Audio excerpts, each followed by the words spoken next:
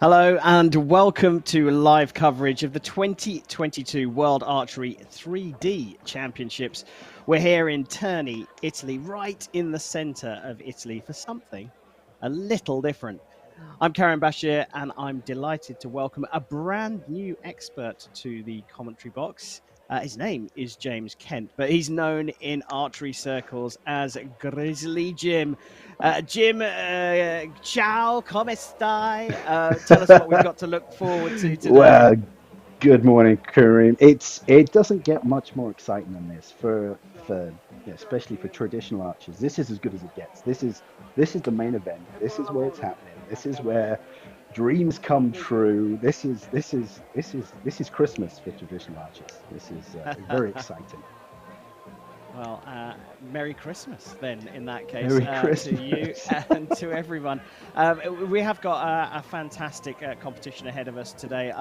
We've got a couple of sessions today. We're going to start with Longbow and traditional disciplines, and then we'll switch over to a new stream. So there will be two streams today where we'll go to barebow and compound. But as you can hear, we are about to welcome out our brand new athletes here in this longbow competition. We're starting with the mint bronze medal match.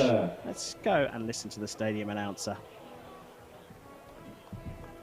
For the match of the bronze medal in the longbow women. Now let's meet the competitor for this event. Number one, from Italy, Claudia Weinberger.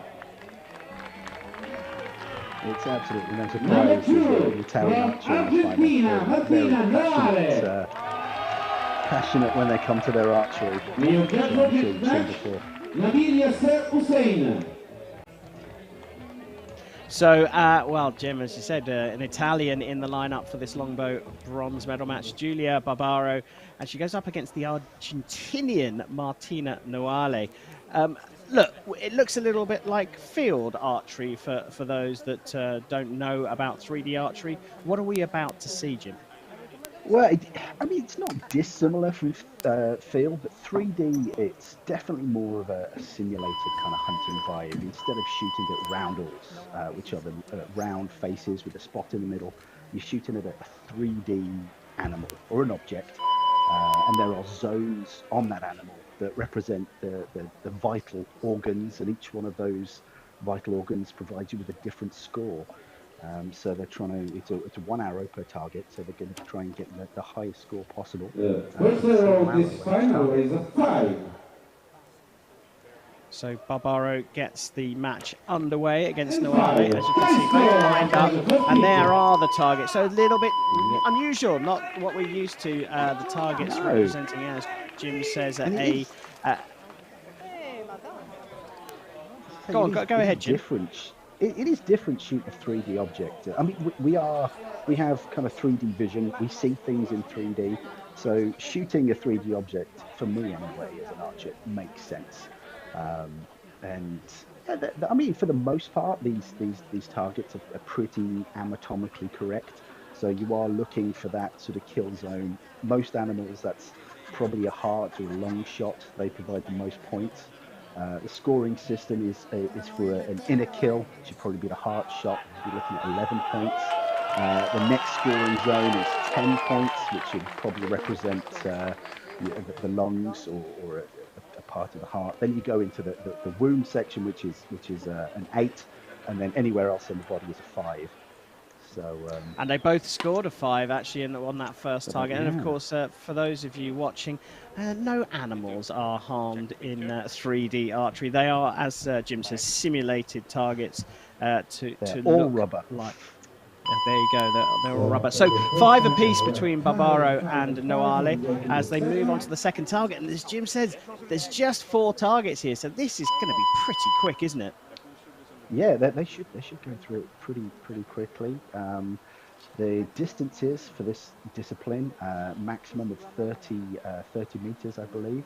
So judging the distance is that's part of the skill, because it's, you know, it's not a known distance. It's a complete sort of you've got to work it out yourself. Oh, I think we're gonna. Did we get a miss there? Oh. As you can see, very tricky. They're shooting on angles. They're shooting sometimes obscured, although we're in this Roman amphitheatre, and whilst we haven't seen all the targets used yet, they are pretty visible. But as you can see, shooting down at angles, and they'll be shooting up at angles. And Jim, this idea of gauging the distance is ever so crucial. The longbow itself, tell us about the equipment they're using. I mean, I'm a huge fan of this type of archery. It's in this competition, it's about as simple as it gets. It's usually a 1 or a 2-piece, what they call a longbow. Over here in the UK, we tend to call this style of bow an AFB, or an American flat bow, but the rest of the world calls this a longbow.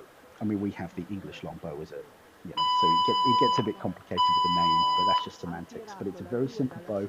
Some of the construction of these bows are stunning, and they can run a pretty high price as well, because they're usually all sort of handcrafted from expert bowyers from all over the world. It really is a fantastic bit of equipment, really. It's 5 on the line of the 8. That's really to. Close up of the target, and a good shot from Barbaro, but an even better one from Noale. Yeah.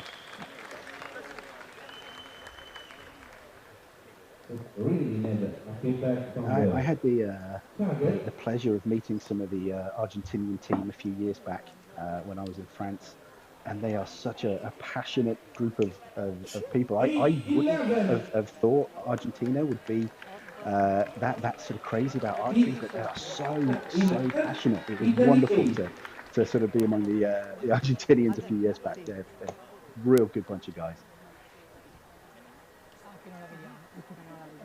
We are awaiting the scores on that third target. I think that it was Barbaro's arrow that went to a measure. Well, there we have it, an 8 for Barbaro and an 11. So that's a rather unusual thing for me to say, Jim, an 11 in archery. Yeah, that's what you want.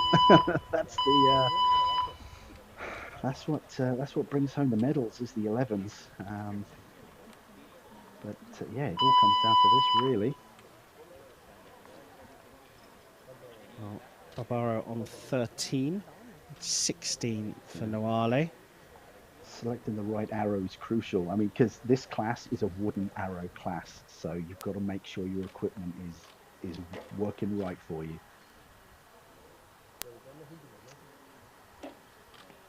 Okay.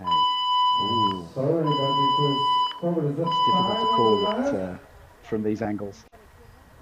But it's different from where we're sitting to where they're seeing. We're seeing a completely different picture to where they are.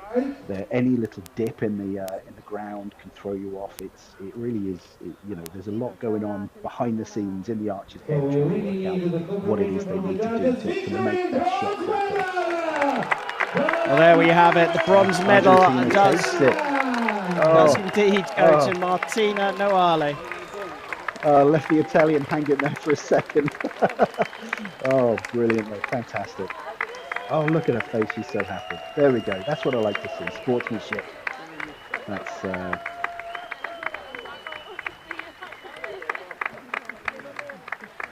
it's been a long journey, and yeah, that's fantastic. It's genuine congratulations there from Julia Barbaro. But it's Martina Noale who will find herself on the podium, the Argentinian taking the first medal today at these 3D World Championships. No, that's a good result. That's I mean, anybody at any position in this competition has fought tooth and nail to be there. Even people sort of down the bottom of the table, they've had a hell of a journey to get there. They've got to qualify. They've got to, you know, so there are no losers in this, really. Everybody's worked so hard. It's just, do people have what it takes just to give it that extra little push right at the end, just to make it to the finals? It really is archery is such a mental game.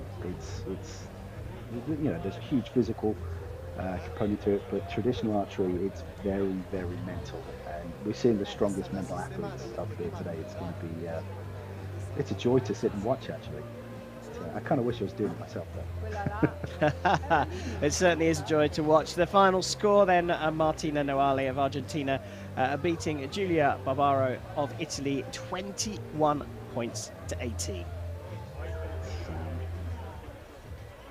Man, that was a close little competition. One of the targets as well, I think it was the Rams, where I can't remember what it was, but they both blanked the target.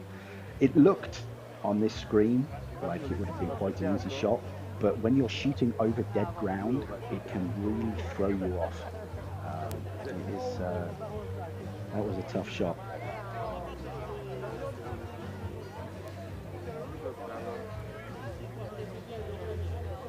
The bronze medal match concluded, and next up we'll have another Italian, in fact 2 Italians going up against each other for the gold medal in this women's individual longbow final. Italians, from my experience, are fiercely competitive. They're always good to watch, an Italian, especially if there's 2 Italians for the gold. There's going to be some friendly rivalry there, I think.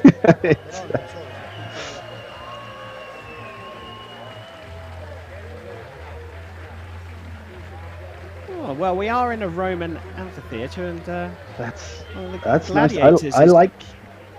I like the pageantry. They are winning points on pageantry. That's nice to see. I really do like seeing that. Every event, whoever organises it always puts their own little spin on it, and I think it's lovely to see. It really is. Get a little local flavour, and in this venue a little bit of history as well. And for those of you that want to know a bit about the geography of where we are, we're, like to say, right in the centre of Italy, pretty much north, south, east, west, but we're due north of Rome by about 100 clicks, so we're not far from the capital city. This beautiful venue is an absolutely spectacular backdrop for these World Championships, Jim. Oh, they always are. I haven't seen an ugly one yet. They know how to put on a good show. But, I think I can see Calvin Smock there, former. I think him and his team won gold back in 2017. It's good to see him out and about. Well, as you probably heard, we are now getting ready for the gold medal match in this women's individual longbow competition. As Jim said, it's been a long week, so let's go down to the venue and welcome the athletes out.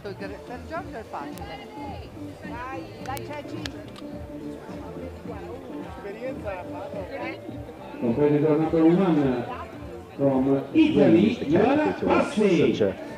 such a good category. Very simple equipment, so it's all about the archer. From Italy, Cecilia Santa Croce. New judge is Peckham. So there we have it, 2 Italians going up against each other in Italy. It's Joanna Bassi up against Cecilia Santa Croce. It's going to be a good day for Italian archery. Home ground advantage.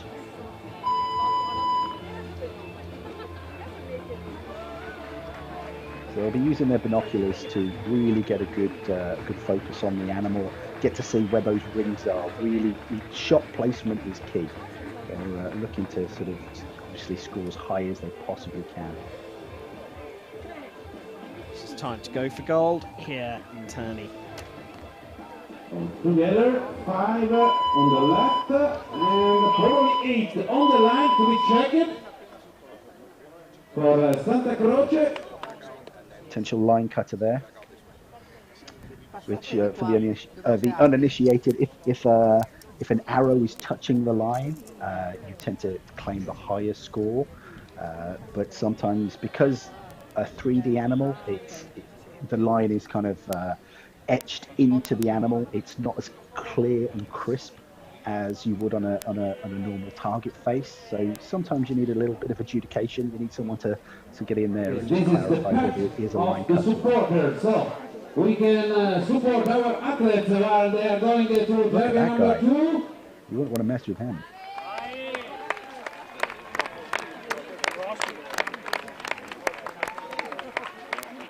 See, back in 2017, I was in the box for Millie Williams, so I was her coach. I was the guy traveling around with her. I managed to steal focus by falling down some stairs.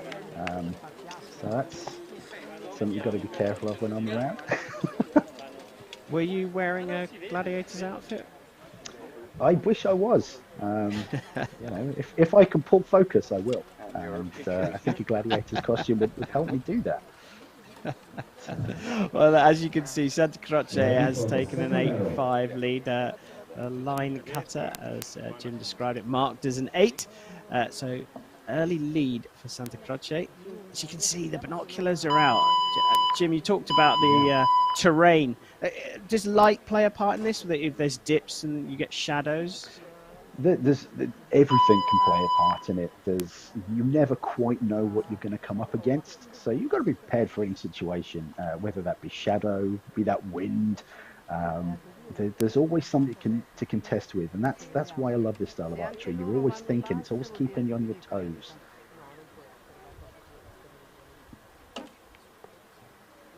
Basti is on the line, 5, maybe 8. 8 probably.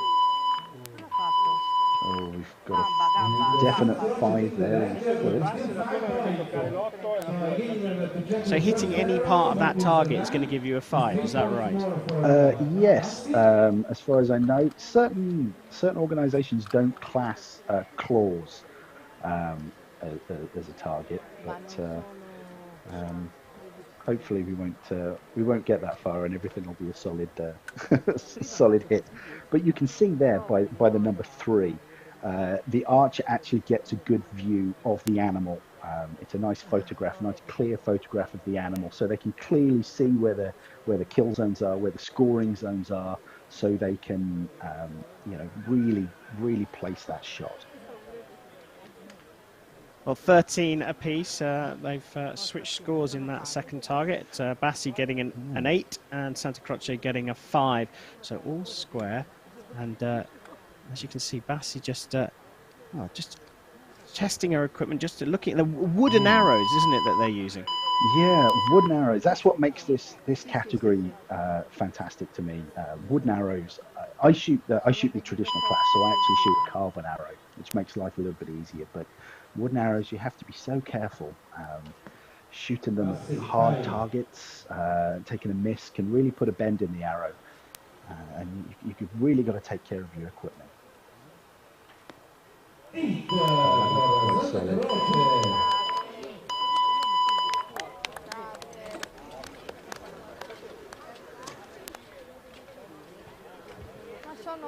As you can see, the angle of the arrows gives you some kind of indication of the gradient that the archers are shooting on here. The other fascinating thing about this, Jim, is that the other fascinating thing about this is that the crowd are basically in touching distance of the archers themselves. That must be quite unusual for them. It is. I mean, it's every final is always in a strange location. You never quite know what you're going to find. But this is. It looks like it'd be a fantastic place to watch a final. I know I'd rather be there than sitting in my living room.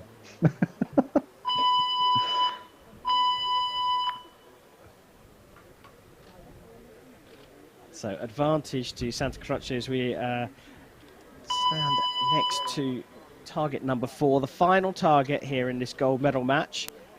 This is it. Italians going to be taking home gold, but which one?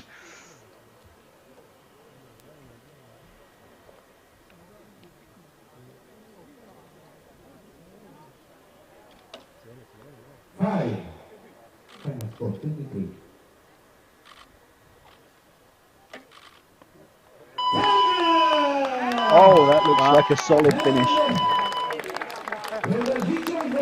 As you can see, outside the kill zone, as Jim called it, for Bassi, scores her a 5.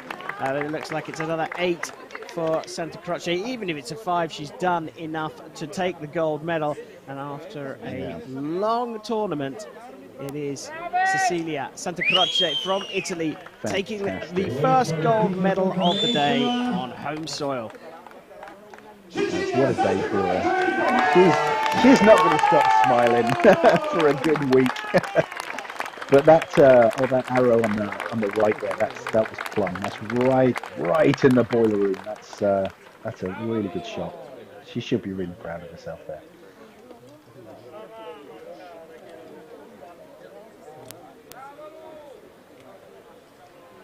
So if you're wondering what the little fluffy bits are on the strings, they're string silencers.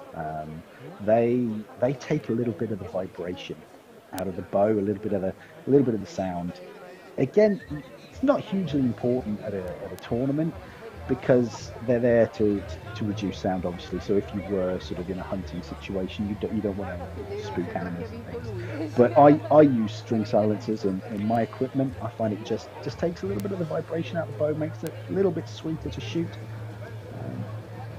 Especially on a sort of a D-shaped traditional bow, they tend to thud quite a little bit. So you want to take a little bit of that vibration out. Any vibration reductions are good. Sì, però viene qualcuno a reggere il microfono. Chi è che fa interviste? Well, there we have it. Just like that, we are through our first 2 medal matches. Martina Noelle of Argentina taking the bronze in the women's longbow category, and Joanna Bassi taking silver with her Italian teammate Cecilia Santa Croce taking the gold medal.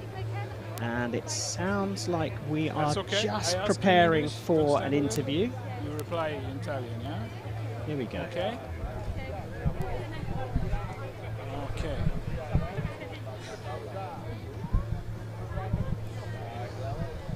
Two, two, 1, 2, 2, 2, 1, 2.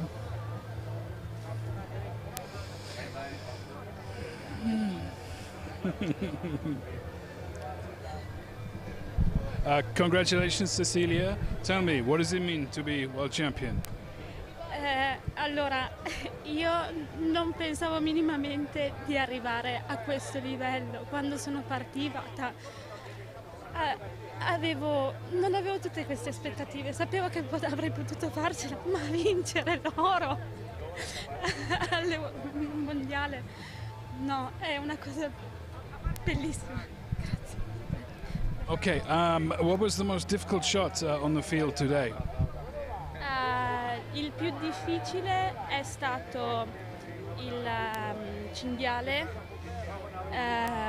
perché l'ho effettivamente un po' sottostimato e è stato il più difficile, ma il più spettacolare è stato l'ultimo, bellissimo, ma in generale bellissimo tutto quanto, il più difficile è il cinghiale per me.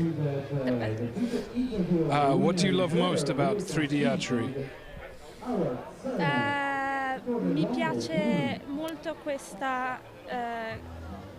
contatto che c'è tra il bosco, il tirare all'aperto, le frecce di legno, col mio arco, tutto quello che c'è da fare è solo stare lì e pensare la freccia deve andare esattamente in quel posto, io posso farcela.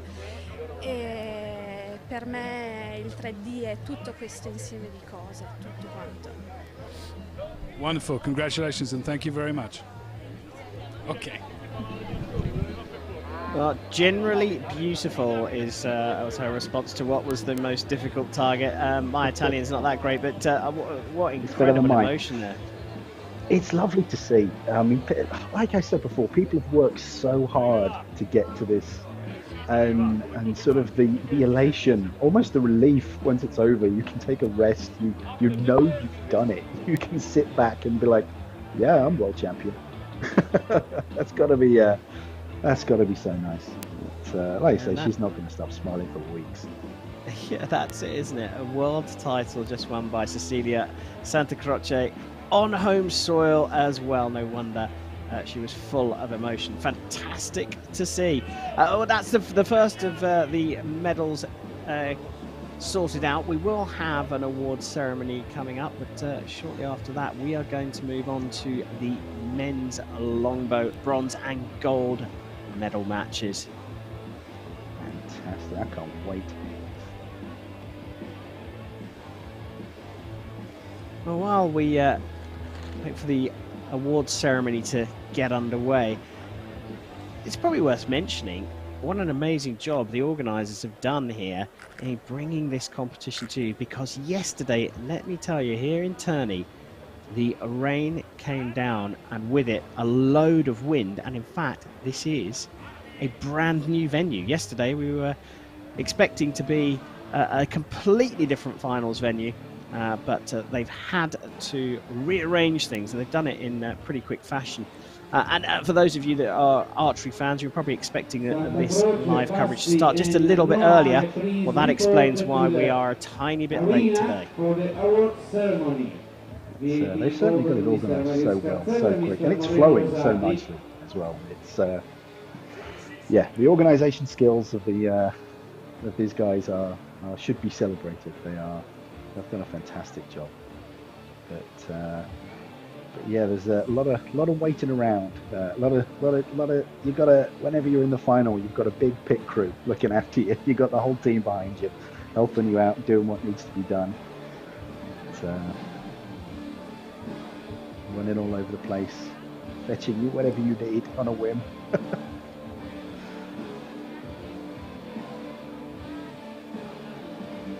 Yeah, looked after in a big way, that's for sure. But I mean, there are no aids on these bows at all, though. That's what makes it so fascinating and pure, I suppose. That's why I love it. There's nothing in between you and the target. It's just you and your bow. There's no gadgets, there's no gizmos, there's no sights, no stabilization, or certainly in the traditional classes anyway. It's just you and the bow. You tune your equipment to the best of its ability, and then the rest is on you. It's your ability. It's your ability as an archer to look at what you want to hit and hit it where you want to hit it. It really is a skill, and I feel like traditional archery does get overshadowed a lot by the other forms of archery, but it really is archery in its purest form, and it can be as relaxing as it can be stressful. But it's what they say, a bad day's archery is still better than a good day's working.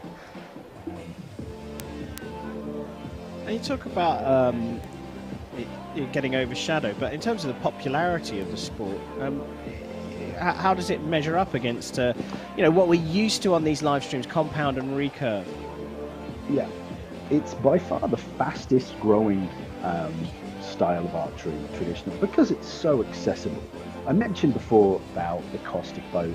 Like some traditional bows can cost thousands of pounds, euros, dollars, whatever. But you can also pick up a fully functional traditional bow for $100 and get shooting and get out there and just get arrows going down range, shooting at the things you want to shoot. And it's so accessible. I love it. I'm a one-trick pony. I'm a traditional guy. I've shot traditional my whole life. I have dabbled with other forms of archery, but it just really sings to me, traditional archery. It's so simple. It's so much fun. It's so enjoyable. And when you do hit exactly what it is you're trying to hit, without the aid of a sight, without the gubbins, it feels magical. It feels like you've earned that shot, and it's it just sings to me. Traditional archery just ticks all the boxes, and it's a tremendous community, and it is a hugely popular style of archery nowadays. I mean, we've had in the past sort of few years, we've had quite a few films that sort of focus on archery, and that always G's up the sort of the levels of interest in sort of this form of archery, just for its simplicity. It really is fantastic. I urge anyone, if they're an archer, if they're not an archer, if they want to try archery, do it. Find a traditional archer, talk to them. They'll let you borrow their bow. They'll talk you into it. Don't worry. We're a persuasive bunch. The victory ceremony for the Longbow women. There's no hiding Jim's passion for this sport, and it's time now to share our passion with the medalists here in Terni at these 3D Archery World Championships. What a moment. Medals will be presented by World Archery First Vice President, Mr. Mario Scherzella. Gifts will be presented by Italian Olympic Committee Umbria Region Vice President, Mr. Moreno Rosati.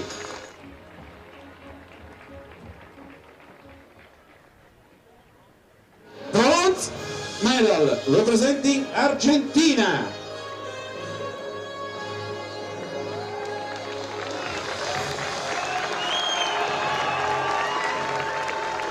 Martina Leale.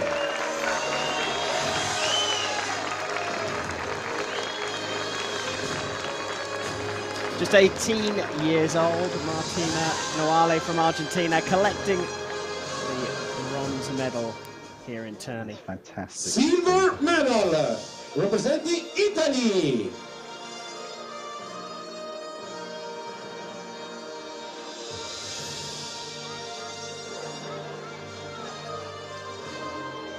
We move from an 18-year-old to a 70-year-old, 70 years young, Joanna Bassi collecting the silver.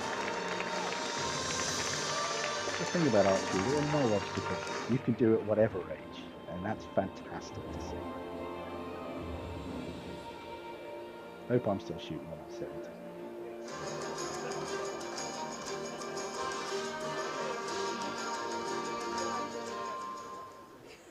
Gold medal representing Italy.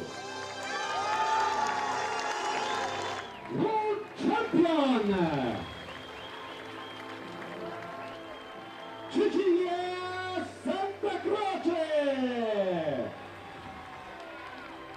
Well, the emotions laid bare as she took the gold medal. Cecilia Santa Croce from Italy is 32 years old. She's the new world champion.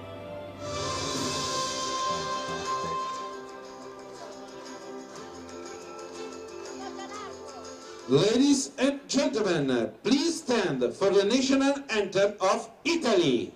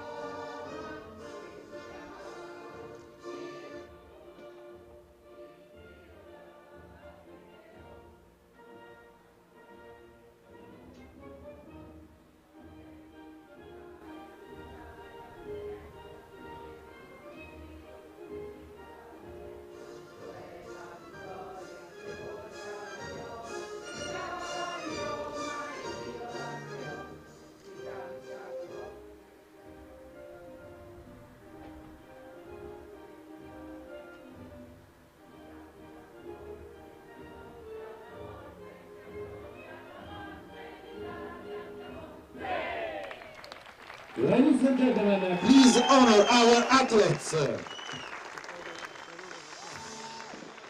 Well, fabulous stuff for the home crowd, hearing their national anthem right at the start of this competition. Cecilia Santa Croce takes the world title on home soil. Silver for Italy too, in the form of 70-year-old Joanna Bassi Argentina completing the podium with Martina Noale.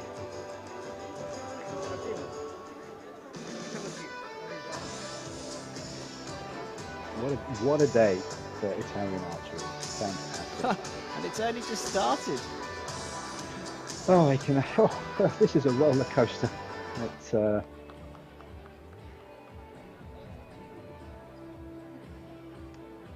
I'm so glad the weather has turned for these guys, because I was looking at a lot of the videos that people were posting on social media, a lot of the athletes, and it wasn't looking good a couple of days ago.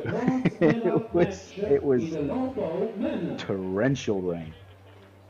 They were being really hammered. Yeah, they really were, and like you say, that it's just broken free. There's still the odd dark cloud in the sky, as you can see, but the rain has held off, and I mean, we wouldn't mind a little bit of wind just to add to the excitement, but it is much drier than it has been for the last 48 hours. From United States of America, Sheila Butler.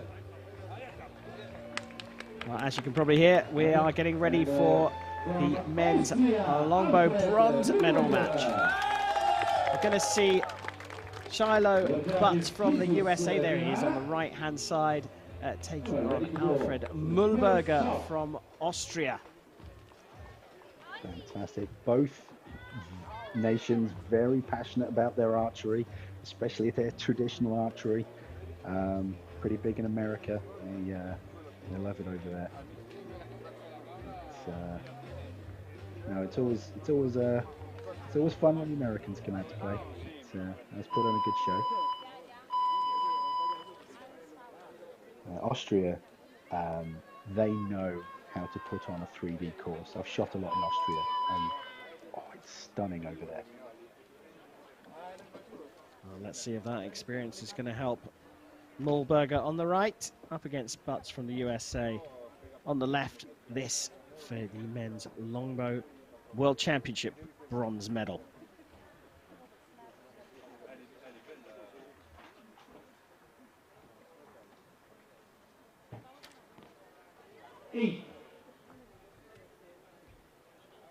Solid start. 5 was probably 8 for Austria and 5 for Called a 5, didn't look like a 5.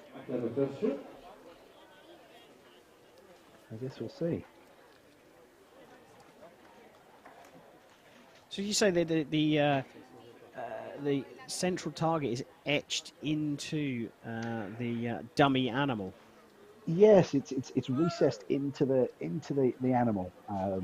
So it's not always clear. I mean, you need a little bit of inspection when you sort of looking at these arrows. But yeah, I mean, the archer should be aware of where the rings are. The archer should ideally where they're standing, they should be able to see the rings. That's an indication for me that the target's the right distance. If you can see the rings, you're onto a winner there. If you can see it, you can hit it. So look at that, some Roman legionnaires. That's a hell of a pit crew.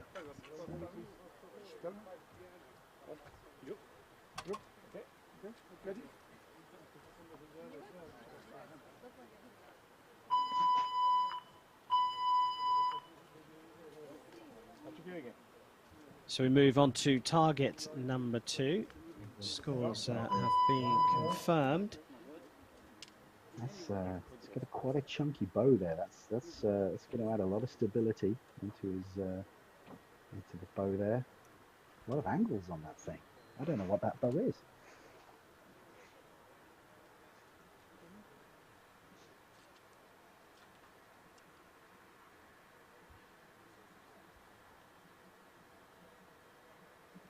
This is a deceptive shot, as we found out from the first match.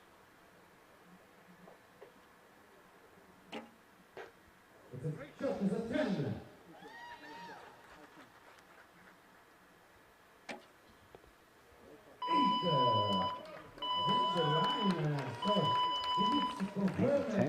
Nice.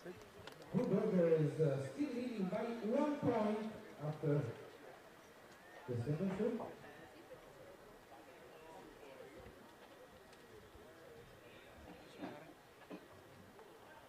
close score. This is going to be a good. This is a good matchup.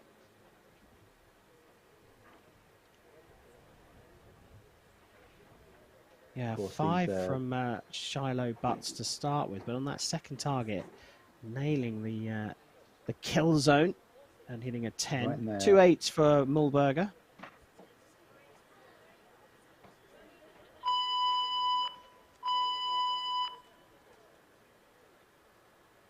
So we move on nice to seeing, feathered arrows. There's something nice about them, and they've got a nice twist on them. They're very stable. If you noticed, Butts' arrows has got an extreme helical twist on those feathers, which is going to make the arrow spin, making it extremely stable, which at these short distances is a tremendous advantage.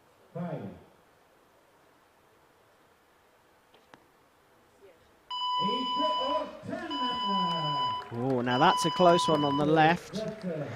That could have clipped a 10 there. That could be. I think that's potentially put him ahead. And you can just see those feathers, as you say, the sort of, how did you describe it? Helical It's a array? helical twist. Yeah, you can put them on, and the feather almost wraps around the shaft of the arrow. Make it's like a rifle. It's if something's spinning, it's stable, and if it's stable, it's straight. The downside is you lose a little bit of speed, maybe a little bit of distance, but at these sort of distances, it's not a huge issue because maximum is about 30 meters. So I would take a stable arrow over a fast arrow any day. Yeah, the feathers just causing a bit of drag there, but was marked for an 8 for Shiloh Butts, but it does mean that he's taken the lead for the first time in this bronze medal match, and we are now ready for the 4th and final target. It all comes down to this. I imagine some butterflies in the tummies going on about 9 or 5.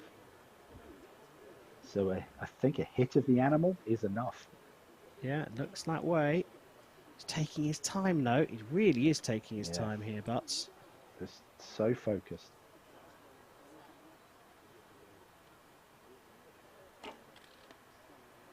And that looks good. It looks like it's in the 5, and that is enough for the bronze medal at these World Championships.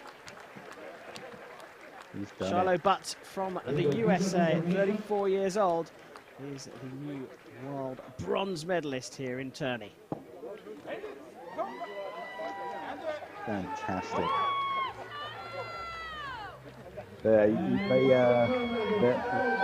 can hear the Americans. They're always fun to have around the Americans. But, we always have a lot of fun with the Americans. I remember back in 2017, we acquired a lot of American jerseys. We went around causing all sorts of problems, and the Americans got the blame for it. So yeah, I guess they won. But no, that's great to see. It's a real shame for the Austrians because they are so passionate about their 3D archery. They have 3D courses in Austria and Germany, all over Europe, but they call them parcours over there rather than a course. I think the translation is stations because you shoot from different stations. But yeah, there are some beautiful parcours in Austria and Germany. Just mind blowing. They do archery very well.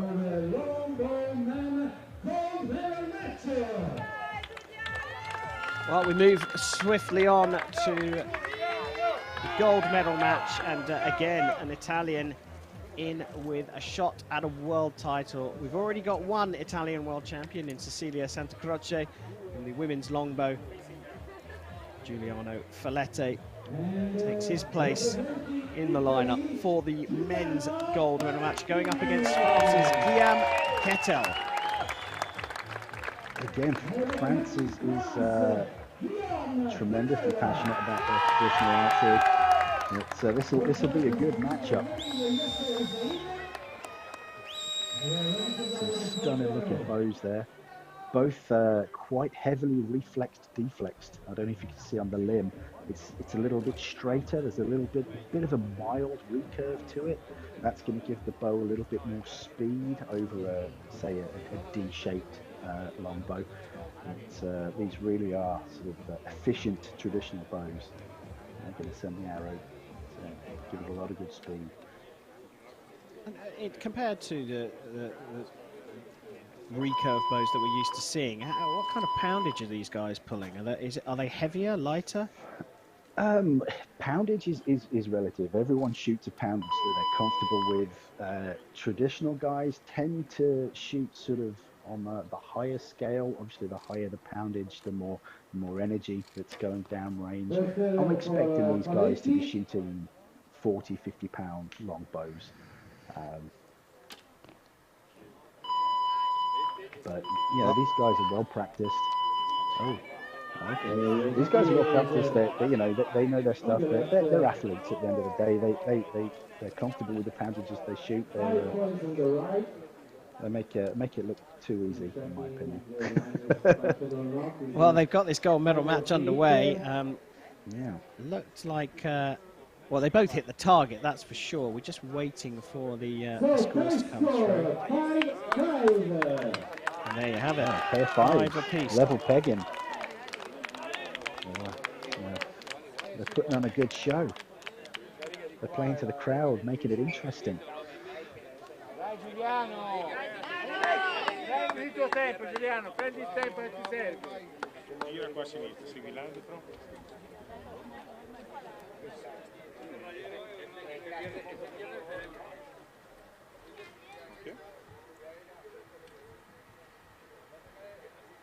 Well, as Jim said, James Kent, I should say, our expert commentator, said they've got a little view of a picture of the target as they approach it to give them an idea of what they're trying to hit. The binoculars, of course, coming out as well.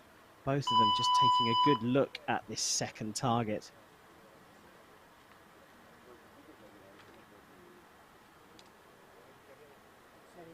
Calculations made. Time for execution. I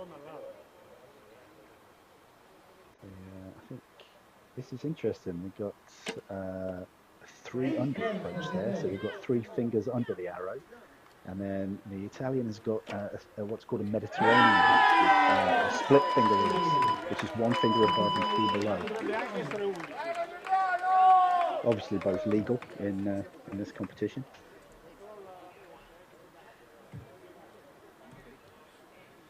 Passo.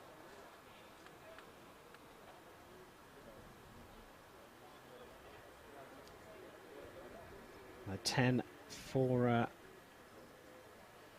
Folletti, 8 for Kettel, and that's how we see the scores at the halfway stage of this gold medal match. Again, these guys are having a really good look at those photos, perhaps a little bit more so than any of the athletes we've seen before. I think you were right, Jim. They're both, well, obviously they're taking it seriously, but they're studying everything very carefully. And no real surprise here. This squirrel target has proven a bit of a tough nut to crack. I mean, you've got to take every advantage you can because, you know, these are representations of animals. The scoring zones might not necessarily be exactly the place where you think, oh, beautiful. I'm not sure I understand. We go to the last hit with the Anthem for France. Well, certainly a cracking shot from Kettel. I wonder if he's going to level this one up now. Yeah, my mental arithmetic isn't what it should be. I'm just trying to second guess what the scores would be, but I'm going to wait for the official. There you have it. Kettel takes the lead. Oh.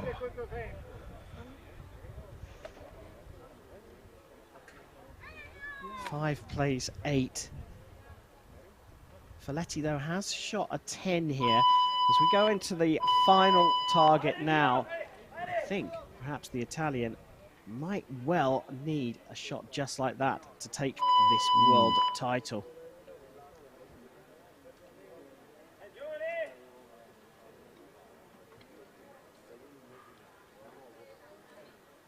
This for the gold medal.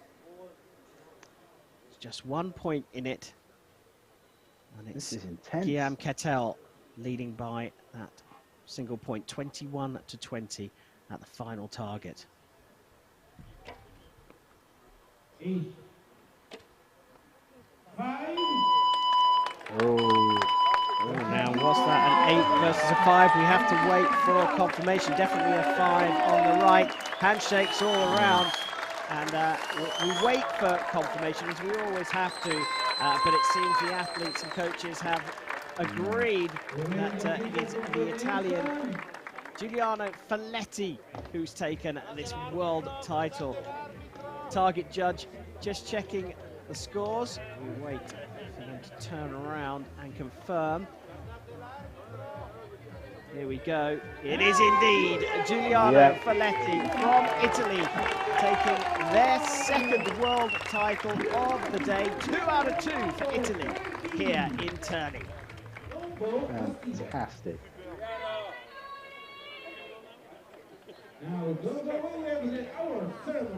He said it was going to be tight. I mean, that really couldn't have been much tighter at all. And perhaps a little bit of nerves, a little bit of pressure on Kettel having to come back from behind for the first time. I did see there was, well, he was at full draw. There was I saw a flinch, I think. I think he had a little bit of a wobble at full draw. He decided to kind of power through it. I don't know. Personally, it's difficult to say, but if something's not right, I like to calm down, reset, rethink, regather my thoughts, and come at it fresh. It's a difficult thing to do to power through when you've had a little bit of a wobble at full draw, but tremendous effort from the Frenchman. That was a final. That was definitely a final, and I liked it. It's a bit of everything. Well, fantastic stuff there from the pair, and that is the longbow discipline completed here. But we do hopefully have an interview with the new world champion, Giuliano Folletti.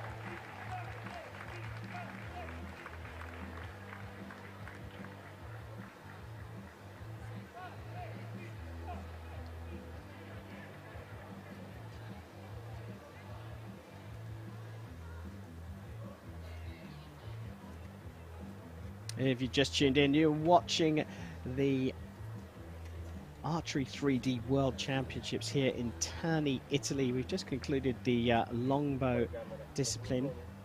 The men's champion about to be crowned, Giuliano Folletti, getting gold on home soil, and we are just waiting to get an interview with him here at this fantastic Roman amphitheatre in the heart of the Italian countryside. It can be a little difficult sometimes to wrangle these archers in. You've got to pull them away from their teammates, their friends and family who've been watching. It's difficult to sort of sit them down and get an interview out of them, I think. I can't blame them, though. I'd be doing the same.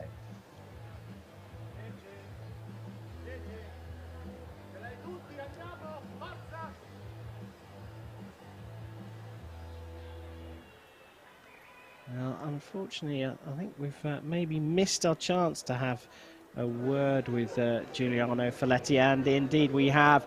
We are going straight to the medal ceremony for the Ladies men's longbow. the victory ceremony for the longbow men.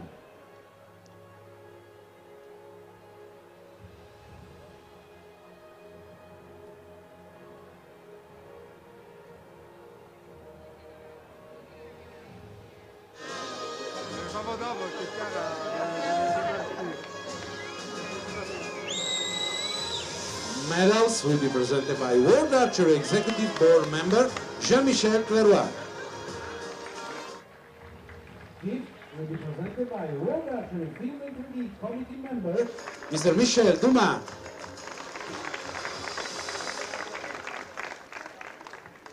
Bronze medal representing United States of America.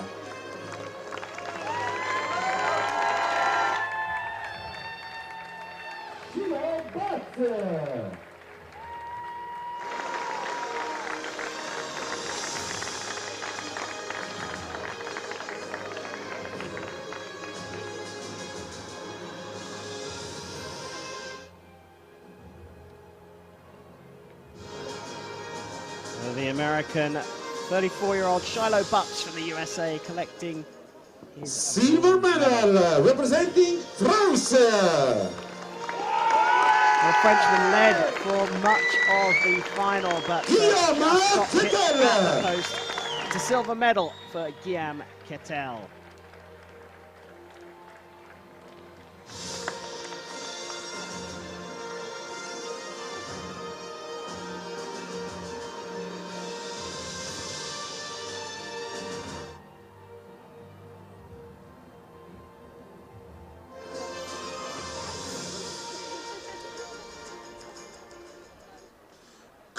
Medal and the world champion representing Italy. World champion. It's got a nice ring to it, doesn't it? 2 out of 2 for Italy as Giuliano Folletti collects the second world title here for the host nation. The 66-year-old is the new world champion. It's good to see.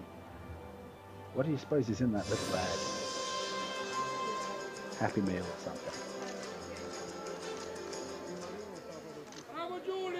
Ladies and gentlemen, please stand for the national anthem of Italy.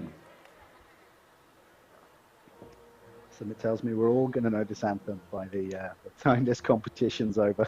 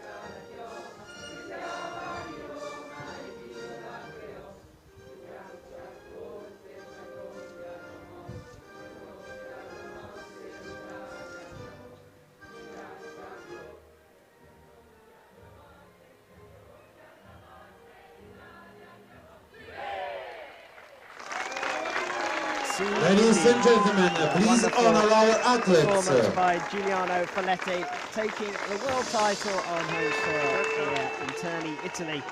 It's Guillaume Kettel of France with silver, and Shiloh Butts from the USA collecting the bronze medal. I mean, that's what you want from the panel. That was entertaining. That had everything. That ticked all the boxes. That was a good one. You know, it's nice to see people up there. The emotion in their faces, you can't beat that. You don't get that anywhere else. That's fantastic.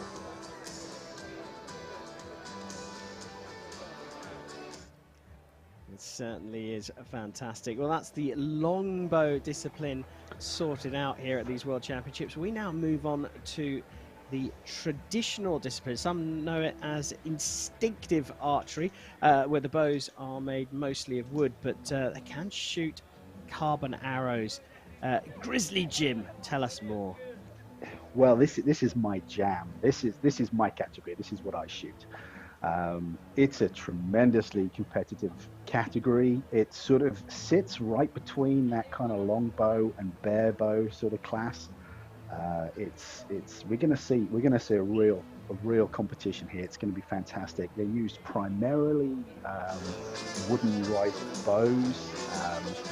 For the first time in this competition, you can now shoot an ILF system, which stands for International Limb Fitting, which means that it's an interchangeable limb system. So you can swap out limbs. You can add higher quality limbs. You can mix and match. You can really customize the bow to you. Shoot the limb profile that really suits you. Again, we're shooting carbon arrows, still with feathers, I believe for the most part, but shooting carbon arrows. It's a fantastic category. It's one that's very dear to my heart. Obviously, it's the one I shoot. But yeah, we should see some good scores coming from this. And looking at the lineup, we should see some very good archery. And if you're new to the sport, Jim, what's the difference we're going to see between what we've just seen, the longbow, and this traditional bow? We are probably going to see shorter bows. Now let me the competitor for the next event is the traditional bow woman bronze medal match.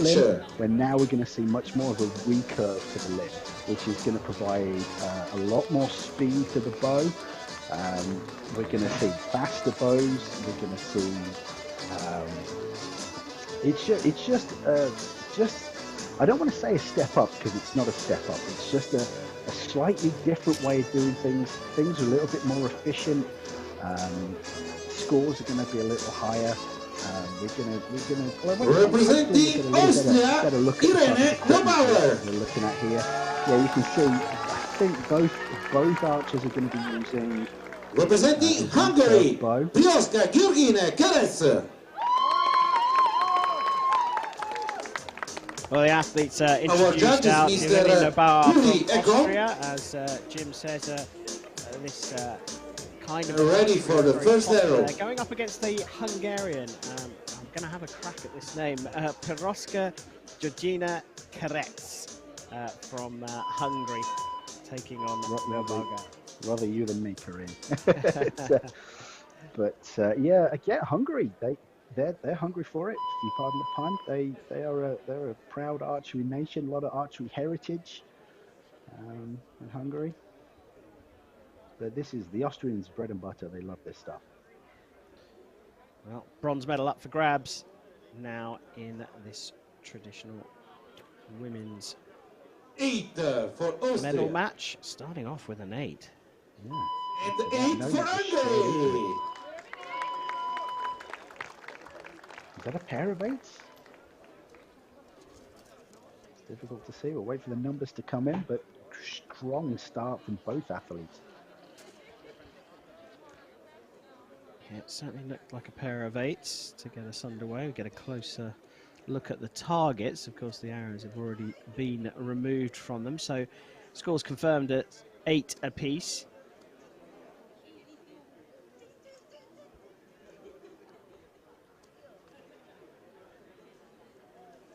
Of course, Reinhardt sponsoring this event. I believe they're world famous for their 3Ds. They do a fantastic competition in America each year called the Reinhardt 100, which is 100 huge 3D animals in the woodland. It's on my bucket list of places I want to go and shoot. But yeah, there's always something interesting there from Reinhardt with the 3Ds.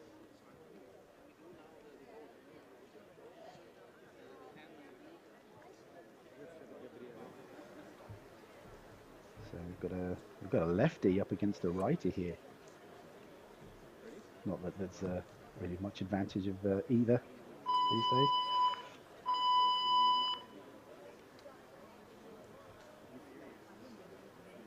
We come to target number 2. Both athletes having a good look down the bins.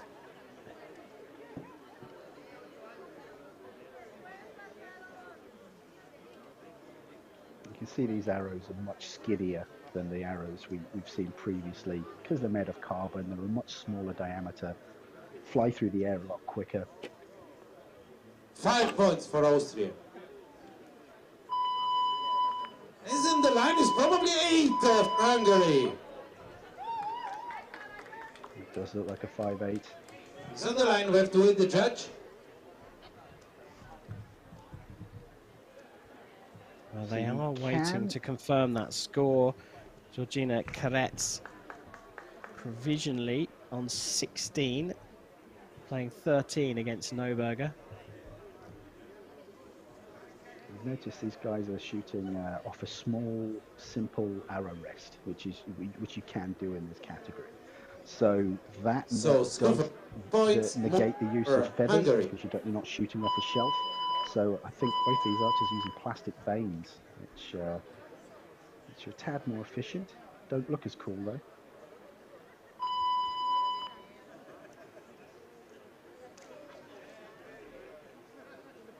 It's got to be the right arrow. This is got to make sure the equipment's exactly right for you. 5. 8.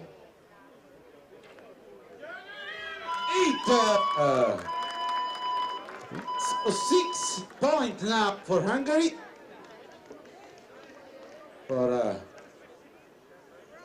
Georgina Karetz Piroska. We have 6 points. Well, there you have it, a 3-8 for Georgina Karetz, a solid start from her. Another Wonderfully 5 for consistent Weinberger. The thing is, at this level of archery, everybody who's in a final deserves to be there. Everybody's got the ability to pull through and come out on top. But who's got the stones to pull through? Who's got the stones to kind of be there? Who's mentally strong enough to stay with it long enough to walk away with the championship or a bronze medal as we're fighting out for this one. Well, a 6-point lead means that the Austrian needs a good shot and probably needs a mistake from Georgina Karetz. It could happen. That's I doubt it. 5. 5. No, I think we're going to see a Hungarian on the podium. Fantastic. Finishing with a best shot of the lot so far in the bronze medal match. There's no nonsense there, just straight in. I'm guessing that was a solid 11.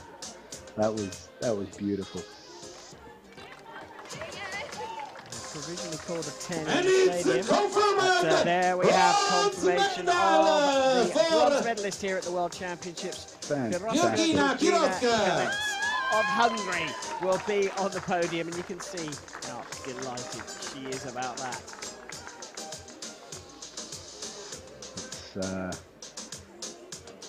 You got to feel it for the Austrians missing out on the podium there, but you can't fault that Hungarian performance. That was phenomenal. What a strong finish as well. If you're going to finish, that's how you want to finish.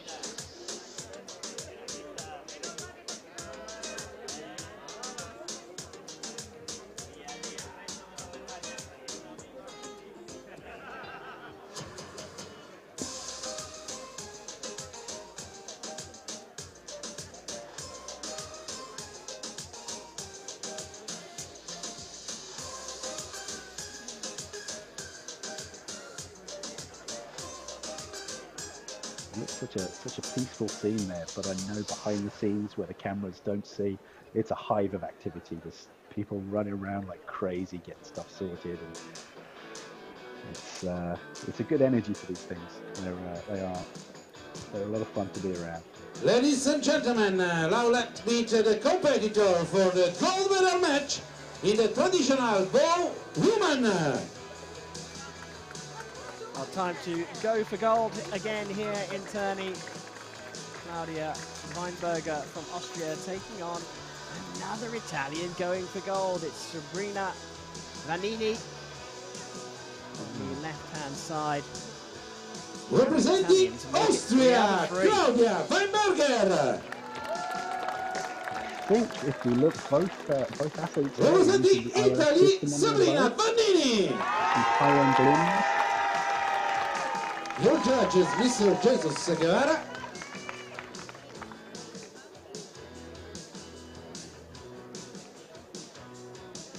Inspecting the picture, getting a good idea of what it is they're shooting at.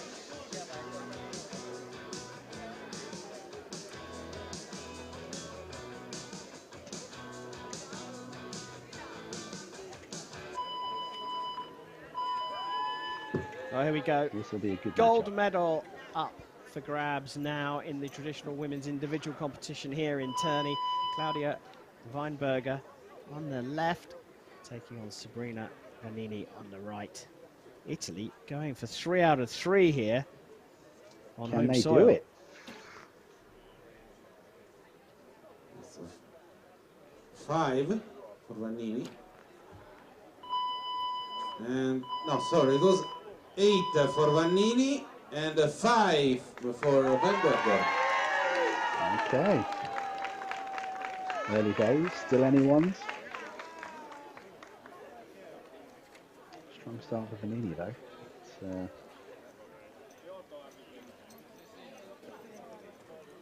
get all the hard work out the way early, put the big scores early. Takes the pressure off. Yeah, it does seem to be the way, doesn't it? That if you get off to a good start, it just builds that confidence, doesn't it? Yeah, if I have a bad start to a competition, it's bad. If I'm rocked straight away, my mental game is weak. So yeah, if I have a terrible start, it's very difficult for me to pull that back. I can do it. I have done it, but it's it's tough to come back from a bad. But I mean, a 5. You know, This is called the path of the supporter. Let me listen the support for it's still Italy. anybody's medal. E tifosi dell'Italia.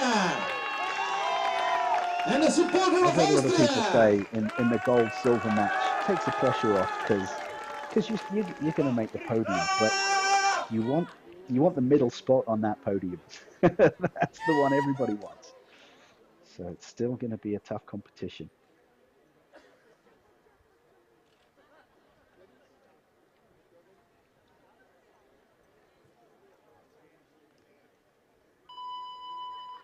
Not an easy target, the second one there, shooting on a hill, as you can see. Vanini's not significantly taller than her opponent. There's a lot of dead ground. That can throw you off. But I'm confident these ladies.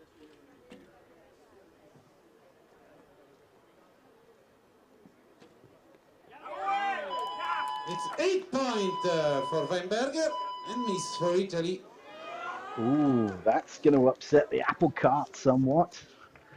Oh, is of 5 points the advantage of Austria. But it just goes to show what a difficult shot that is.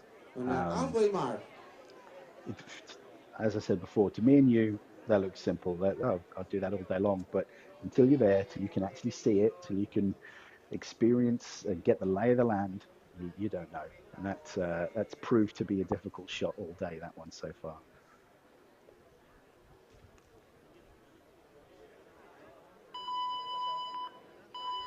Well, no time for recovery, really. We move on to another tricky target here. Target number 3. And the Italian needs to fight back quick. Wheels.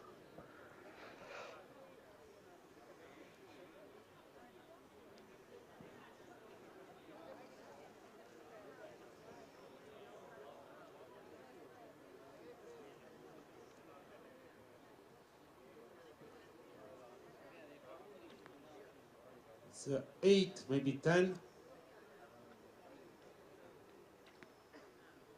And 5. So over tie, but probably still for Stadium announcer not entirely sure. We've got a provisional score of 8 for Vanini, which does bring her back into it. Still a few points behind. It all comes down to this last target, though. This is make or break.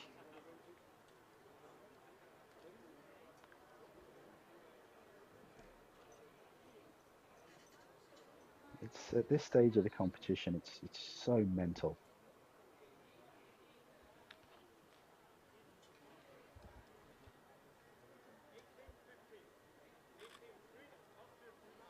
Can you stave off the nerves for just one more arrow? An arrow that could potentially change your life. If not, change what color medal you go home with.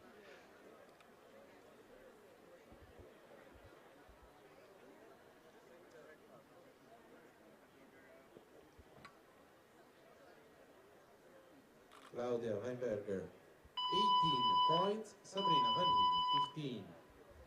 Well, scores have actually been updated. It's 15 plays 18 now. This is the final target, the Austrian with a 3-point lead. 8. Is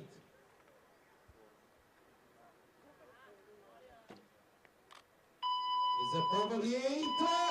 Oh, now, is it an 8 for Weinberger? If it is, then she has taken this world title. It looks that way. She's done it. We always have to wait for that target judge. Look, the Italian coach is shaking hands. And finally, Sabrina Vanini concedes the defeat. She'll go away with the silver medal, but it's Claudia Weinberger from Austria who's broken the Italian run. She is the new world champion. Yeah, she's broke the trifecta.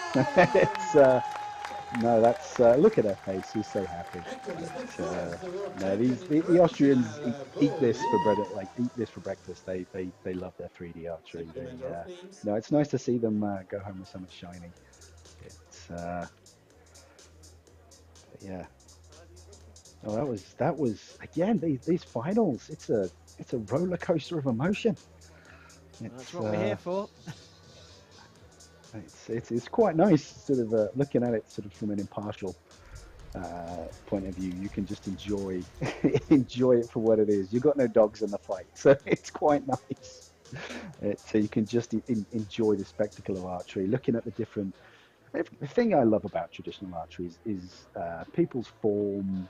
It varies from person to person. No one's got the same form. Everybody approaches it in their own particular way, and it's nice seeing so many different ways of shooting. It's lovely. Again, another tick in the box of why I love traditional archery. It just does so much. Well, there's the new world champion. Looks like we are going to get an interview with her.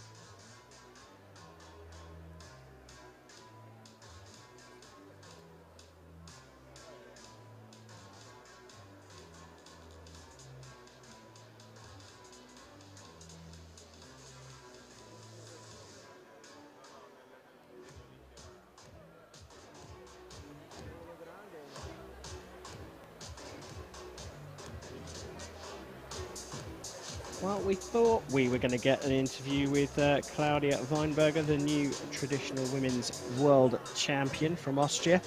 Seems to have been some technical difficulties there. We will, of course, try and get a word with her. But if not, we'll rock straight on to the medal ceremonies.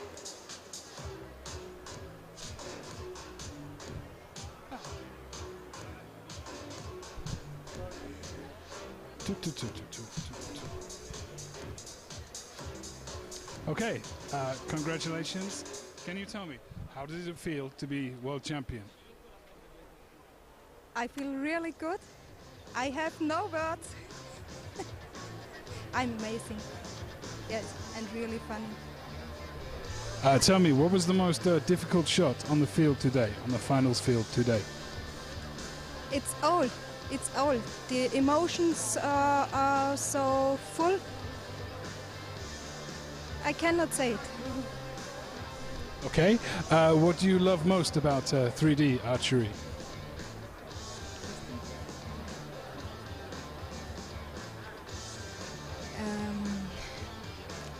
I like the nature. I like the nature, the beautiful woods, and it's good for me. Okay, thank you very much indeed. Okay.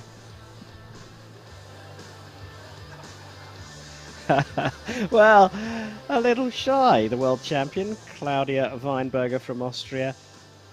Yes, you've got to say it is a fantastic scenery here in Terni.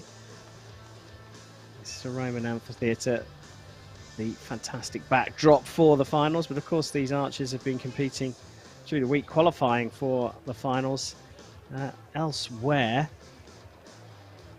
But, for the women's traditional discipline, the medals are sorted out. They're yet to be awarded, but that's coming up very soon.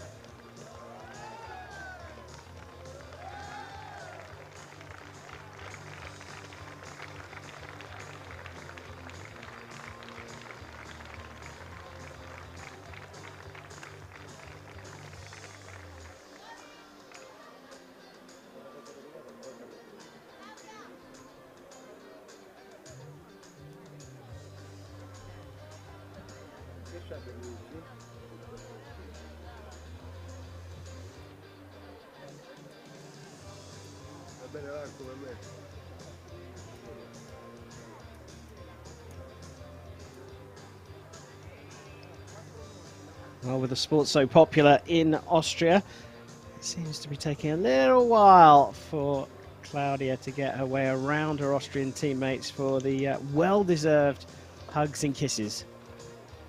Can you blame her, though? Not, I'd be doing not exactly in the the same. slightest. Not in the slightest. I'd be milking it for every inch.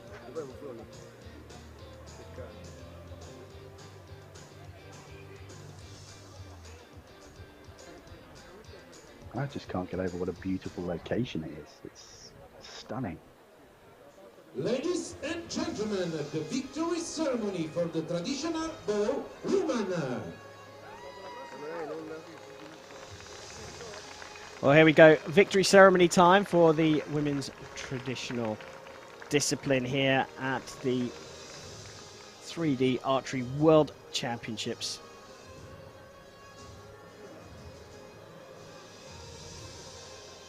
I just want to know what's in that bag. It's Medals destroying will me. be I need presented to by know. World Archery First Vice President, Mr. Mario Scherzella. Gift will be presented by the Organizing Committee President, Mr. Stefano Tobesi.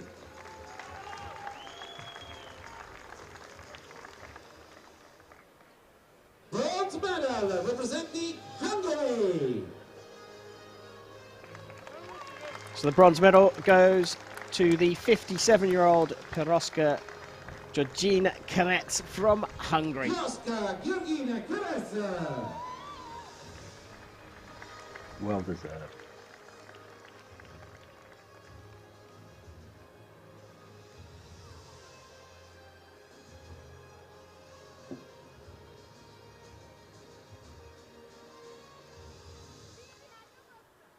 silver medal representing Italy, Sabrina Vanini. It's yet another medal for Italy.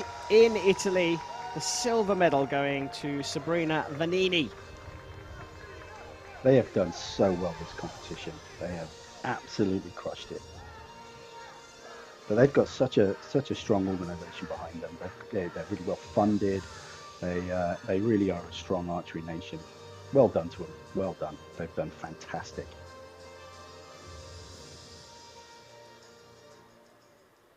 Gold medal and world champion representing Austria. There she is.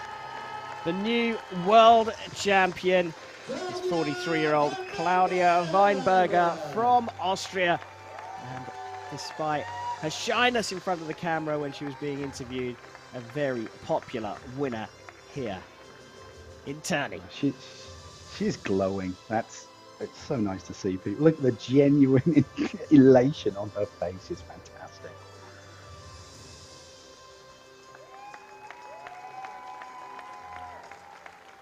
Ladies and gentlemen, please stand for the national anthem of Austria.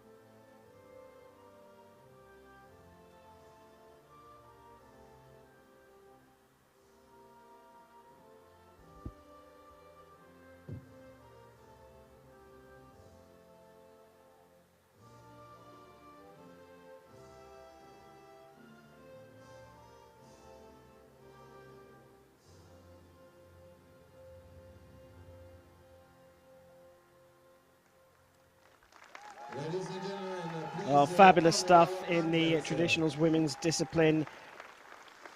Firoska Georgina Karetz from Hungary getting a 34 in the bronze medal match to take that medal. Sabrina Vanini adds another medal to the Italian haul here in Terni, but the new world champion is Claudia Weinberger from Austria.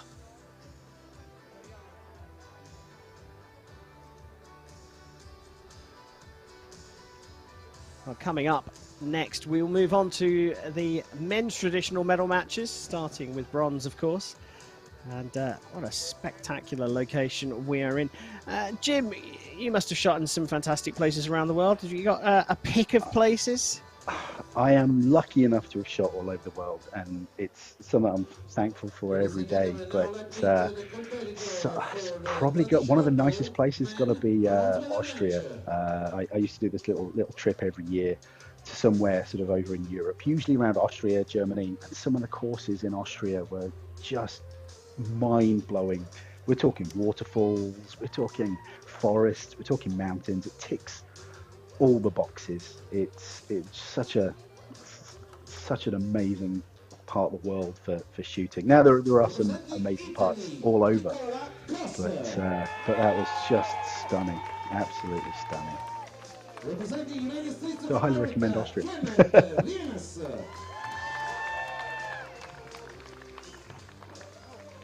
Your judge, Mr. Nabil Yazeh Hussein. We're ready for the first arrow. So this will be a good matchup. Again, Calvin Smock in the box, former world champion. He's does a lot for archery. He's always giving something back to the community, so it's good to see.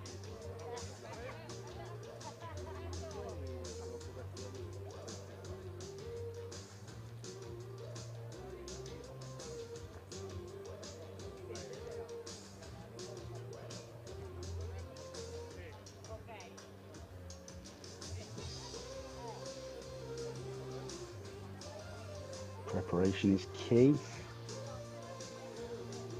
Really important to know what it is you're going to do before you do it. Visualize the shot. Make sure you know exactly what you're going to do when you get up there.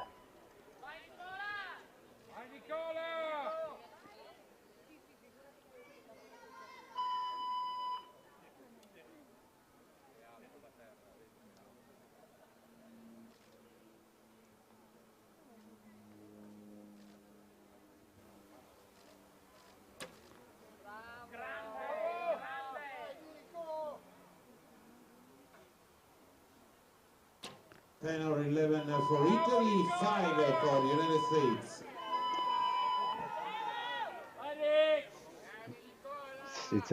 It's tough when you're up there at full draw. You've got to try and be so focused you drown out the crowd completely, and just focus on exactly what it is that you need to do. Well, we're waiting for the score to come in for Nicola. Well, there we have it. It starts off with a 10, and I mean the crowd were very excited.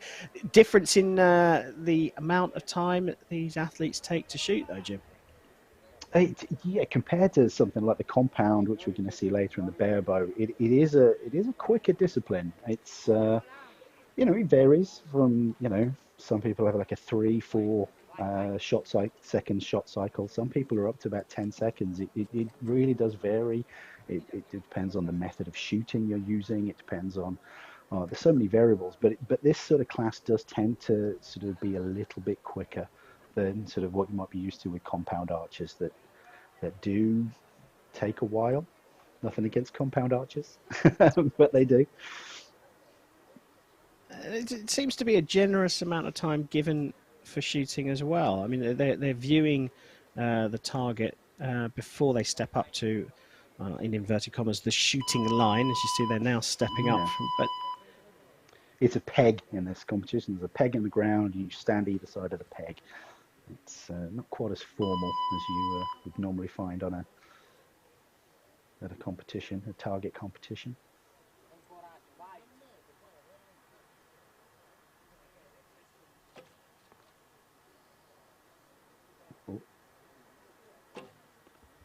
It's 5 for Croce, 5 for Rienas. So still 3 more for Italy. Well, while we look at that second target, I can tell you that Nicola Croce's first target was marked up from a 10 to an 11. That's never a bad thing when it's you. No, that's nice. He's off to a very strong start there. Yeah, and a couple of 5s on the second target, so it's a big 6-point lead, as you can see, for the Italian.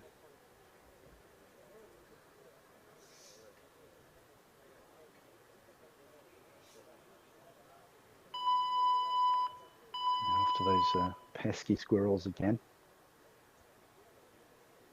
Judging by the way they keep looking at the target and looking back, I'm not entirely convinced the kill zone's where it automatically feels like it should be. But that's why you have the cheat sheet.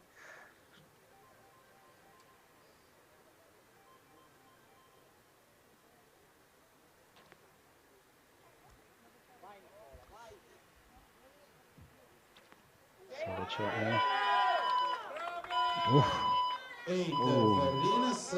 A couple of really nice shots there.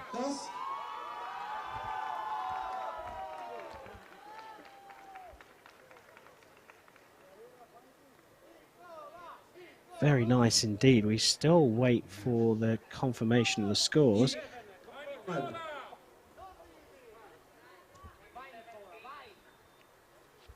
Both very close to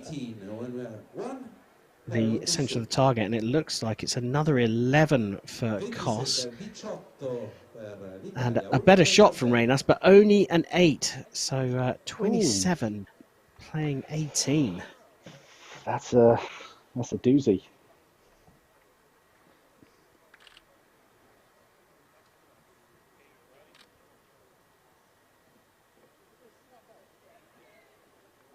Can Kos keep his composure long enough to just to put in a good quality arrow, hit that target, and do his nation proud again. Just the one arrow left, and well, again, we're in a situation where Reynes needs a good shot and needs a mistake from his opponent. Bronze medal about to be decided with these 2 arrows.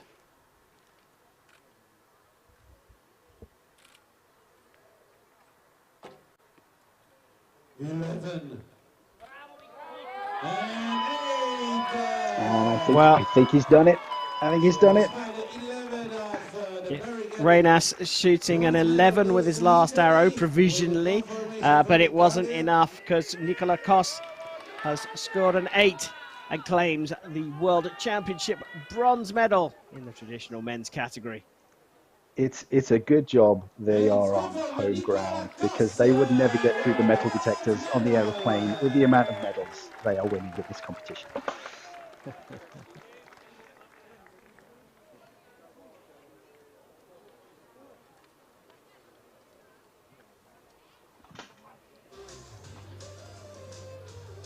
So just like that, bronze medal decided. That was very quick, wasn't it, Jim? Yeah, this format it is. I think it works quite well from a spectator point of view. It's easy to digest, it's easy to watch, and it flows so nicely. I mean, it's I'm sure you've seen sort of finals that can drag on quite a bit, but this doesn't fit. It flows so quickly. It's just flowing so nice. It's nice to be able to see through. It keeps you engaged, and there's always something going on.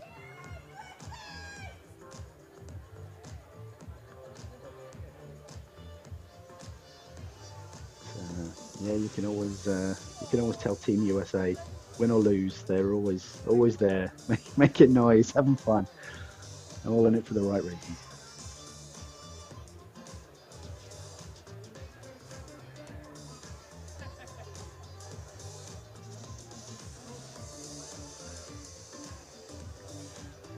Coming up next, it's the traditional men's gold medal match and the World Championship title up for grabs, with Jed Cullen of Great Britain taking on Klaus Grunstiedel from Austria.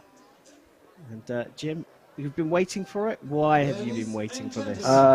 I know Jed. I'm sure Jed won't mind me saying this. He does look up to me. I'm kind of like an idol to him. So I'm sure in his heart of hearts he's doing this for me. But no, he's a great guy. He's so quiet, and but he's a phenomenal archer. He just is a machine. It's great. I mean, baseball had Babe Ruth, ice hockey had Wayne Gretzky, and 3D archery has Jed Cullen. So yeah, I'm hoping. Representing Austria, Klaus Grunstiedel. Your judge, Terni Ekholm. Ready for the first arrow. Looks like they're straight into it.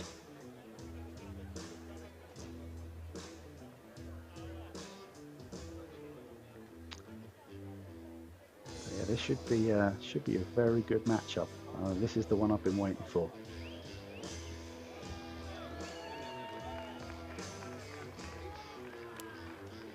Two archers, 4 targets, 4 arrows each to decide this world title. It's Cullen versus Grunstiedel, Great Britain versus Austria.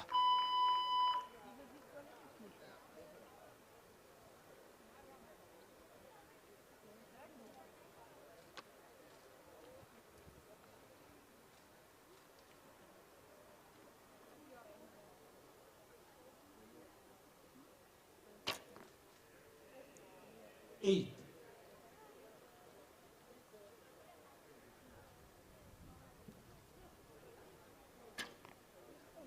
Five. So GBR is leading by 3 points. Some solid shooting to begin with, kick things off.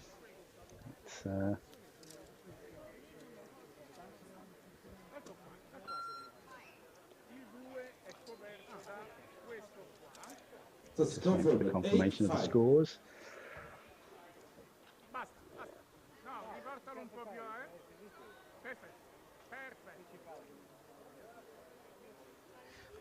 Well, we think that it's 8-5 to Jed Cullen. In fact, those scores have just come through. Cullen from Great Britain leading Grünstiedel from Austria 8 points to 5 as the athletes move on to the second target. This sloped shooting position for both of them, proving so far today one of the tricky ones. The second and the third targets, arguably the toughest. Yeah, that's what's caused the most problems for the athletes today. But you know, Jed sort of shooting a lot in the UK. We have a lot of 3D courses, sort of a lot of ups, a lot of downs, a lot of dead ground. It should be a walk in the park for him, really. But you know, I'm trying to be as impartial as I can. But when you know someone in the final, you can't help but kind of root for the home team.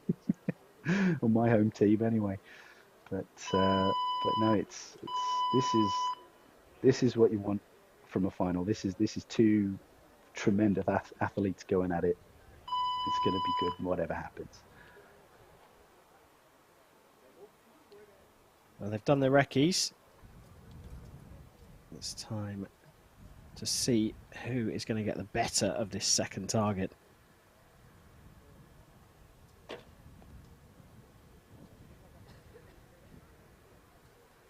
On the line is probably an 8.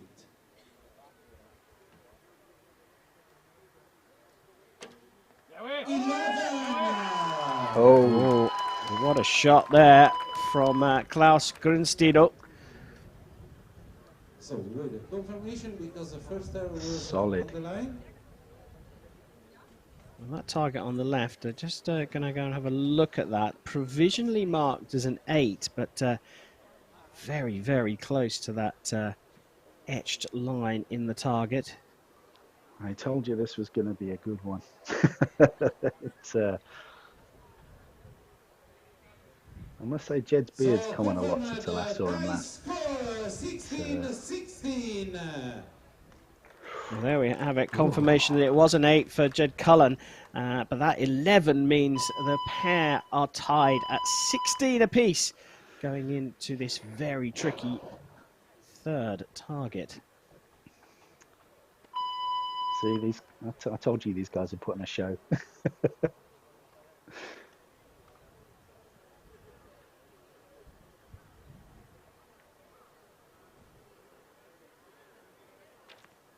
11.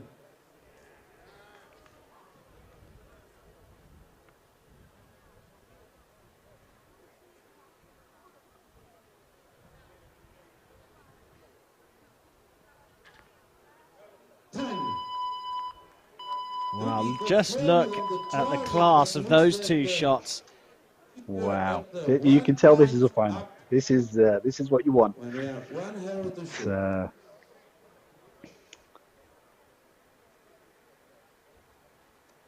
11 plays 10 on the third target. They made that target look easy, but it's far from it. Jed Cullen, with one target left to go, leads Klaus Grünstiedel by 27 points to 26. I'll be honest with you, Karim, I feel a little bit sick.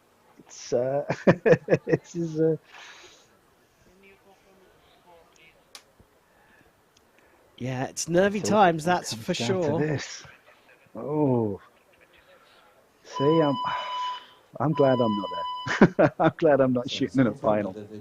I don't know if I'd be strong enough. This requires such mental strength.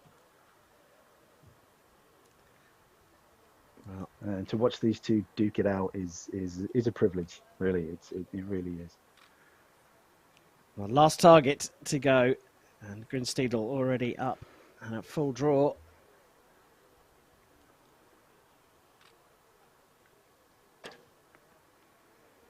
It's probably 10. Didn't look that happy with that. So everything is on the line. If the line Oh. is touched by the hurdle, Well, they are now Austria is a gold medal going for a measure, but that 10 from Grunsteidl, if it remains a 10, means he has overtaken Jed Cullen by a single point. What a thrilling final, and it's not over yet. We have to wait for that confirmation. The Austrian coach... It's going to seem like an eternity. The Austrian coach, I mean, you can look at Grunsteidl. He can barely keep his eyes open. He's trying to remain composed. And there it is. Oh, the Austrians have done it. Well done.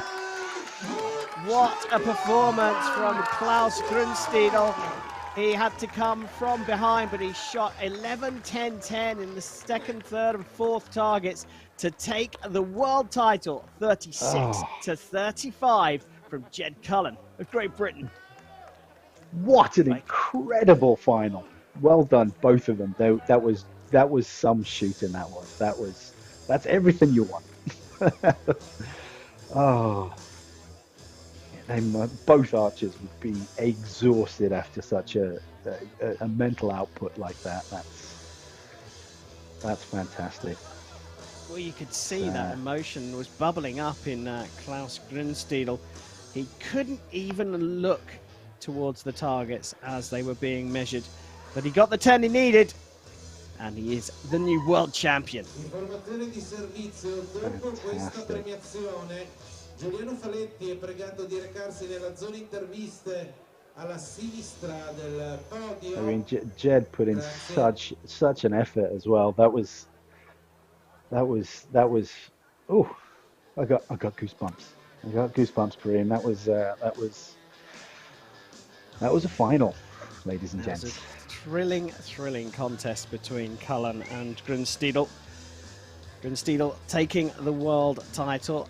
And, well, if the wind's blowing in the right direction, we'll get to have a word with the new world champion. John Stanley there with the microphone. Questions ready, I'm sure. There's Jed walking back to his team. They're going to be all over him. I think they're all so proud of him.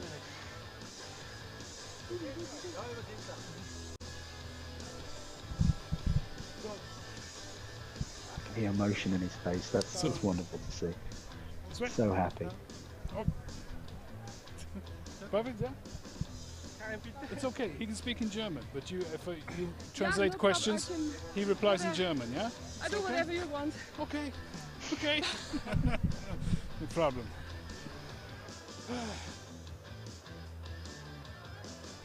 Congratulations. Can you please tell me, in German, what it means to be world champion? Ja, es ist einfach das größte Ziel, was ich erreichen habe können. Ich habe jetzt schon schwarz gesehen, eigentlich nach dem Fünfer, und die Freude eigentlich noch viel größer. Ich kann momentan gar nicht sprechen. Okay, that's okay. Can you tell me, what was the most difficult target in the field today? The last. The last is...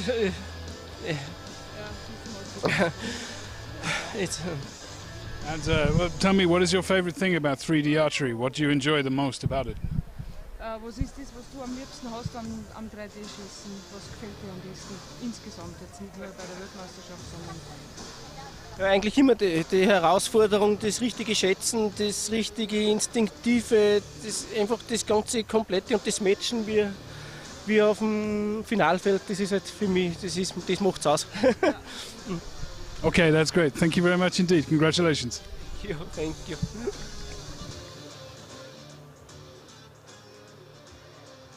Well, brilliant stuff there. I think the emotions were there for all to see. Klaus Grunsteidl overcome really by those emotions, and he called the last target. Yeah, it certainly is. He called the last target the toughest, but I don't think that's necessarily anything to do with terrain. It was, I think, the pressure we really saw get to him. That's all up in the breadbasket, all up in the mind. That was a mental war going on there, and it was fantastic to see. I mean, and just the emotion coming through there while he's being interviewed. That got to me. That was, I mean, you know, guys, you know, we don't always, you know, cry, but when we do, it's usually, you know, at the end of a sports movie, when your child's born, or when you become world champion. So fair play to the guy. He's earned that. That was entertainment value. That was brilliant. It certainly was a very, very thrilling final. Some big scores as well, 35-36, both deserving of their world medals. But it's Klaus Grünstiedel from Austria who will stand on top of the podium, and that medal ceremony is coming up very shortly indeed. That is the last of the action as well in this first session here at the Archery 3D World Championships in Terni. But there is more to come. We will move on in the next session to the traditional, to the barebow and compound disciplines. And that will be in a brand new stream. So if you're watching here, when these medal ceremonies conclude, we'll go off air very briefly and be back for the second session. For the traditional bow, woman, no, man. È una grande soddisfazione, anche perché è anni che lo cerco e quindi più soddisfazione ancora perché è stato sudato. Okay, and tell me about the field today. What was your favorite shot that you took today?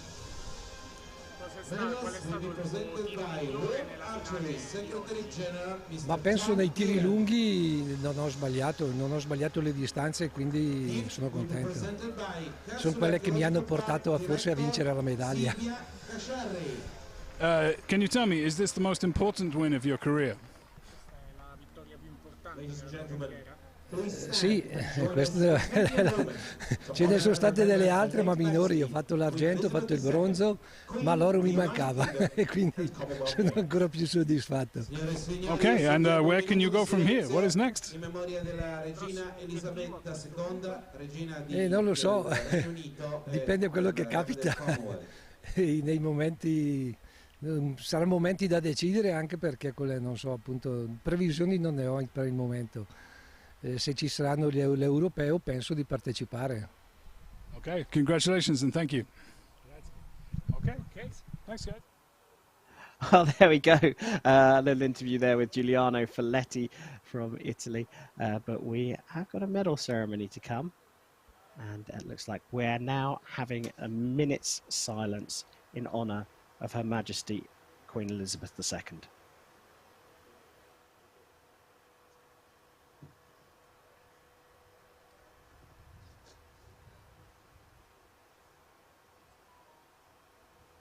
Thank you. Grazie. Bronze medal representing Italy.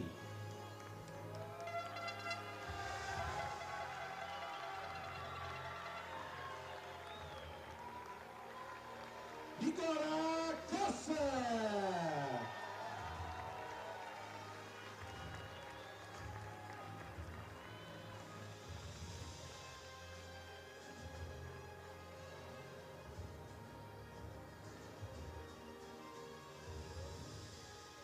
Well, here we have the medal ceremony for the traditional men's individual. We've already seen Nicola Croce, the 23-year-old from Italy, collecting the bronze medal. And here is Jed Cullen, Great Britain's 35-year-old, in a tough contest in the gold medal match, scoring 35, but it was only enough for silver.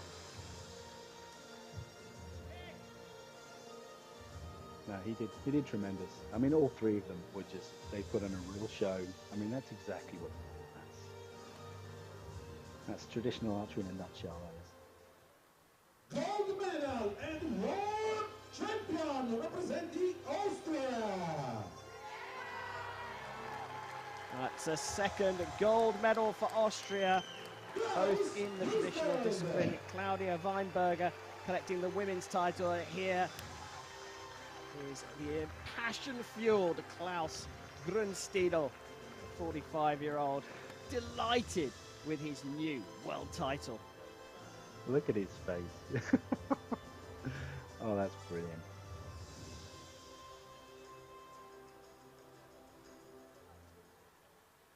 Ladies and gentlemen, please stand for the national anthem of Austria.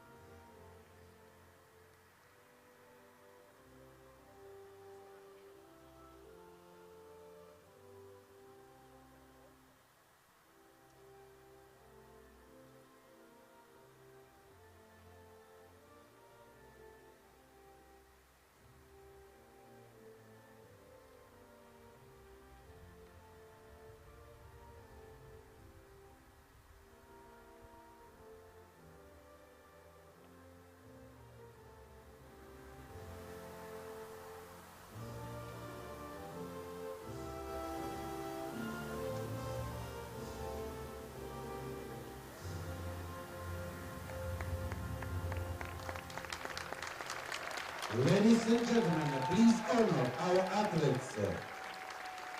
Well, there we have it. The traditional men's discipline concluded. Klaus Grunstiedel of Austria taking gold from Jed Cullen of Great Britain in the silver medal position, and Nicola Croce collecting Italy's 6th medal of the day here in this very first session. What a wonderful session it was. Giuliana Bassi of Italy taking the gold in the Barbaro from Italy on home soil, and it was her teammate Giuliano Folletti taking the men's title, but it was double gold for Austria in the end in the traditional discipline, with Claudia Weinberger taking the women's title and Klaus Grunstiedel taking the men's title. Grizzly Jim, what a session of 3D archery. It's new to me, I have to say, but I absolutely love it. Yeah, I knew you would. It's brilliant. It doesn't get any better than this. I mean, that's had everything. That's had misses. It's had dead center shots. It's had everything across the board. Everything you could possibly want from final. We've seen some tremendous performances. I'm proud of absolutely everyone in there. It's been. Oh, as a traditional archer, that's, like I say, it's as good as it gets. This is Christmas for traditional archery. There's not really a higher place to go. This is it. This is top of the building. It's our Olympics, and everyone's put on such a great show. They really have put on a great show. So we've had the longbow, we've had the traditional disciplines. That is the conclusion of our first session. This afternoon, we move over to the barebow and compound disciplines. Jim, can I tease you back into the commentary box for our second session? Of course you can. Try stopping me. Well, thanks very much to Jim Kent for his fantastic insight into this wonderful sport. Thanks to all of you for watching. We'll be back in just a little over half an hour. That's 3 p.m. Central European time. But for now, thanks for watching.